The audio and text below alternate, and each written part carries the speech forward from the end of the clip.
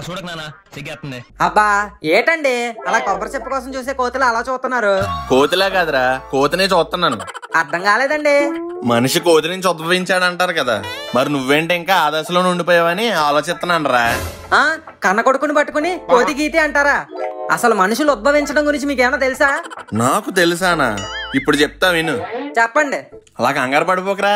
మ్యాటర్లోకి వెళ్లే ముందు ఈ వీడియోని లైక్, షేర్, కామెంట్ చేసి ఫన్మోజీ ఫ్యాక్స్ ఛానల్ ఇప్పుడే సబ్స్క్రైబ్ చేసుకోండి. పక్కనే ఒక గంట సింబల్ కొట్టడం మాత్రం మర్చిపోకండి. మనిషి ఆవిర్భావం గురించి తెలుసుకునే ముందు మనం తెలుసుకోవాల్సింది ఒక థియరీ గురించి. థియరీయా? ఆడేవాడండి? చదువుకోరా అంటే గాలి తిరుగులు తిరిగితే ఎలాగో ఉంటది. ఉండు నీ సంగతి చెప్తా. నా సంగతి తర్వాత గాని ముందు ఆ థియరీ సంగతి ఏంటో చెప్పండి. ఈ థియరీ పేరు థియరీ ఆఫ్ ఎవల్యూషన్. 1859లో చార్లెస్ డార్విన్ అనే వ్యక్తి ఈ థియరీని పబ్లిష్ చేశాడు. దీని మెయిన్ పర్పస్ ఏంటంటే ప్రకృతిలో జరిగే మార్పులు బట్టి జీవాలు ఎలా రూపాంతరం చెందాయని చెప్పడం. సేమంతం తెలుసు, యుగాంతం తెలుసు, ఈ రూపాంతరం ఏంటండి? జీవుల జన్యువులు, శరీర మరియు ప్రవర్తనలో మార్పులు రా. మన మనుషులం కూడా అలాగే కోతి నుండి రూపాంతరం చెందాం. భూమి పుట్టి 450 కోట్ల సంవత్సరాలు అయినా దీని మీద మొట్టమొదటి జీవం మాత్రం 100 కోట్ల సంవత్సరాల క్రితమే పుట్టింది. అమ్మో, అంటే మనుషులు అప్పుడు పుట్టారండి? అప్పుడు పుట్టింది మనుషులు కాదురా, సింగిల్ సెల్ ఆర్గనిజమ్స్.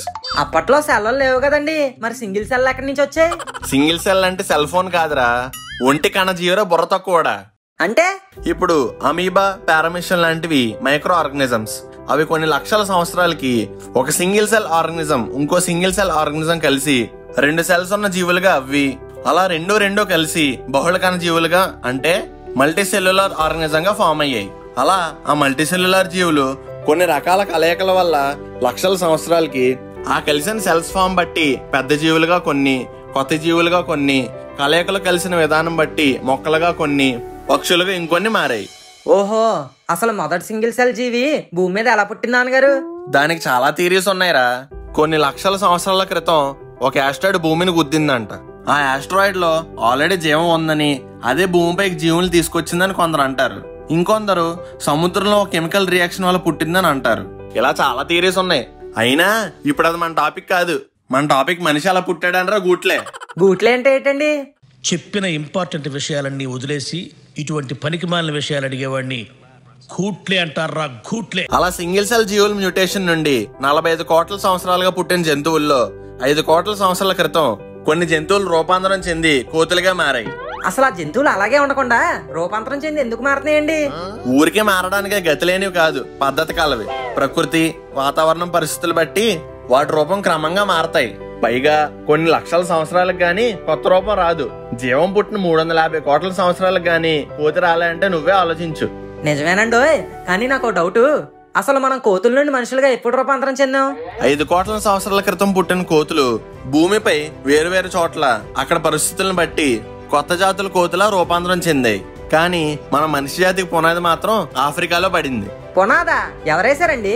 అక్కడ ప్రకృతి 70 నుండి 60 లక్షల సంవత్సరాల క్రితం ఆఫ్రికాలో కరువు వచ్చింది.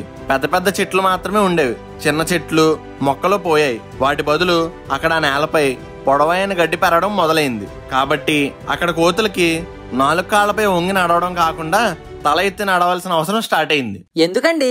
అలా వంగి నడుస్తుంటే ఆ పొడుగడ్డలో ఎదురుగా ఏ జంతువు వస్తుందో తెలిసేది కాదు. దీనివల్ల ఆ జంతువులకి ఆహారం అయిపోయేవి.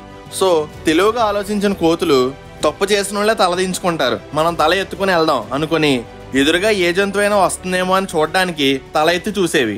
ఓహో, ఈ ఆలోచన కారణమైన గడ్డి మీద మీ అభిప్రాయం ఏంటి నాన్నగారు? మీరు నన్ను తలెత్తుకునేలా చేశారు. ఆ అవసరానికి తగ్గట్టుగా కొన్నేళ్లకు తల స్ట్రైట్ గా రూపాంతరం చెందిన కోతులు చిన్న మొక్కలన్నీ అవగొట్టేసి పెద్ద చెట్లపై పళ్ళు, ఆహారం కోసం ముందుండే 2 కాళ్ళని పైకెత్తాల్సిన అవసరం వచ్చింది. అప్పుడు మొట్టమొదటిసారిగా భూమిపై ఒక జీవి 2 కాళ్లపై నడిచింది. మరొకవేళ 2 కాళ్ళు పైకెత్తి నడవకపోతే ఏమైందండి? ఇలా ఏదో క్వశ్చన్ అడగడానికి నువ్వు ఉండేవాడివి కాదు. అదేటండి? ఆహారం లేకుండా మనిషిగా మారకుండా అప్పుడే చచ్చేవి. అలా 2 కాళ్ళపై నడిచిన కోతులకి క్రమక్రమంగా డైజెస్టివ్ సిస్టమ్ రూపాంతరం చెందింది. కంటికి చూపుకి సంబంధం అంటే లాజిక్ ఉంది, యాక్సెప్టెడ్.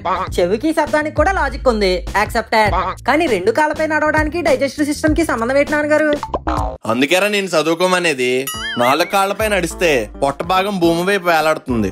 బాడీ యొక్క సెంటర్ ఆఫ్ గ్రావిటీ వల్ల జీర్ణ వ్యవస్థ పెద్దగా ఉంటూ తిన్న తిండి అరగడానికి చాలా ఎక్కువ శక్తి అవసరం అయ్యేది. కానీ ఎప్పుడైతే కోతి 2 కాళ్ళపై నడిచిందో పొట్ట భాగానికి భూమికి డిస్టెన్స్ పెరిగి బాడీకి సెంటర్ ఆఫ్ గ్రావిటీ మారింది.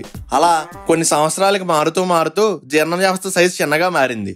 ఓహో, మొత్తానికి అలా మనుషులు అయ్యామంటారు. కానీ నాకు ఇంకో డౌట్ ఉందండి, మనం అన్ని జీవుల కన్నా తెలివైన జీవులు ఎలా మారామండి? మనం కాదు, మేము. నువ్వు ఇంకా అక్కడే ఉన్నావు. అబ్బా చెప్పండి. ఇందాక చెప్పిన పాయింట్ లోనే ఉందరా దానికి ఆన్సర్. కోతి 4 కాళ్ళపై నడిచేప్పుడు జీర్ణ వ్యవస్థ పెద్దగా ఉండేది కదా. అప్పుడు తిన్న తిండిలో 80% ఎనర్జీ దాన్ని డైజెస్ట్ చేసుకోవడానికి అయిపోయేది. ఇంకా 4 కాళ్ళతో నడవడానికి ఇంకో 15% ఎనర్జీ అయిపోయేది. సో కేవలం మిగిలిన 5% మాత్రమే బ్రెయిన్ కి వెళ్ళేది. మాక్సిమం 4 కాళ్ళ జీవులు అన్నట్లకి ఇలాగే జరుగుద్ది. కానీ ఎప్పుడైతే మనిషి 2 కాళ్ళపై నడవడం స్టార్ట్ చేశాడో ఆ 2 చేతుల యొక్క ఎనర్జీ ఖర్చు తగ్గి 5% ఎనర్జీ సేవ్ అయ్యేది. అలానే జీర్ణ వ్యవస్థ కూడా చిన్నగా అవడం వల్ల తిన్న ఆహారంలో తక్కువ ఎనర్జీ ఖర్చు అయ్యేది. అంటే 50 నుంచి 70% ఎనర్జీతోనే డైజెషన్ అయిపోయి మొత్తంలో 20% ఎనర్జీ సేవ్ అయ్యేది. అది అలా అలా బాడీలో తిరుగుతూ బ్రెయిన్ కి వెళ్ళడం మొదలైంది. బ్రెయిన్ కి వెళ్ళిన హెవీ ఎనర్జీ వల్ల కోతులకు ఆలోచన మొదలయ్యి ఆలోచన జ్ఞానం పెరిగింది. అలా పరిగెత్తి వేటాడడం కాకుండా రాళ్లను షార్ప్ చేసి కర్రలను షార్ప్ గా చెక్కి వాటితో వేటాడడం స్టార్ట్ చేశాడు. ఇలా ఫ్రీ అయిన ముందు కాళ్ళు నెక్స్ట్ జనరేషన్స్ కి చేతులుగా రూపాంతరం చెందడం స్టార్ట్ అయ్యాయి. వేటాడడానికి, వస్తువులు తయారు చేయడానికి ఆ చేతికున్న మొదటి వేలుతో చాలా కష్టపడేవాడు. అలా అవసరానికి తగ్గట్టుగా ఆ ఒక్క వేలు బొటన వేలుగా స్ట్రాంగ్ గా మరియు ఆపోజిట్ మూమెంట్ తో రూపాంతరం చెందింది. ఈ బొటన వేలు వల్ల మనిషి లైఫ్ చాలా మారింది. కొత్త లైఫ్ స్టైల్ వస్తువుల తయారీలు చాలా ఈజీ అయింది. మనం ఇప్పుడు ఏదైనా పట్టుకుంటున్నాం, రాస్తున్నాం, ఏదైనా తయారు చేస్తున్నాం అంటే దానికి కారణం ఈ బొటన వేలు. ఈ బొటన వేలుకి ఎంత హిస్టరీ ఉందా?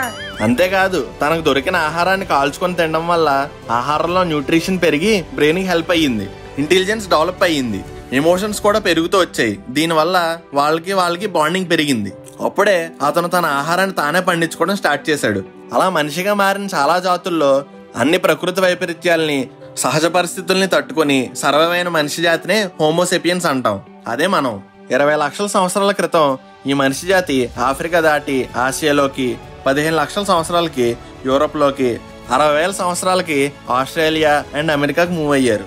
నాన్నగారు, కోతుల నుంచి మనుషులు వస్తే మరి ఇప్పటికీ కొన్ని కోతులు అలాగే మిగిలిపోయాయి కదా, ఎందుకంటారు? ఆఫ్రికాలోని కోతి జాతికి 2 కాళ్ళపై నడిచే అవసరం వచ్చింది.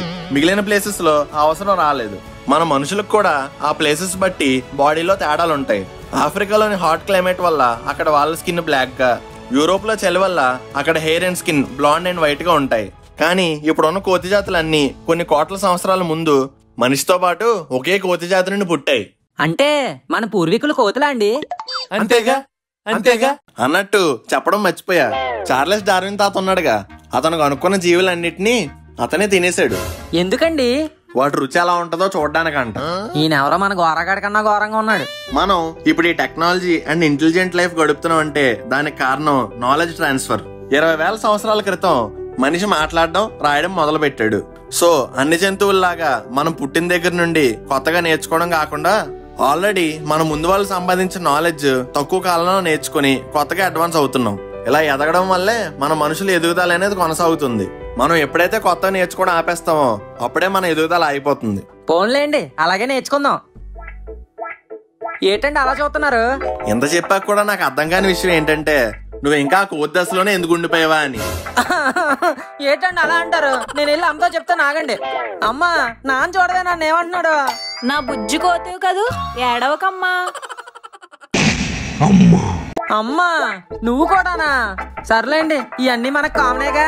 ఈ వీడియో ద్వారా మీరు ఏమైనా కొత్త విషయం తెలుసుకున్నట్టయితే ఇప్పుడే లైక్, షేర్, కామెంట్ చేసి మన ఫన్మాజీ ఫ్యాక్ట్స్ ఛానల్ ని సబ్స్క్రైబ్ చేసేయండి. అలాగే కింద గంట సింబల్ కొట్టడం మాత్రం మర్చిపోకండి.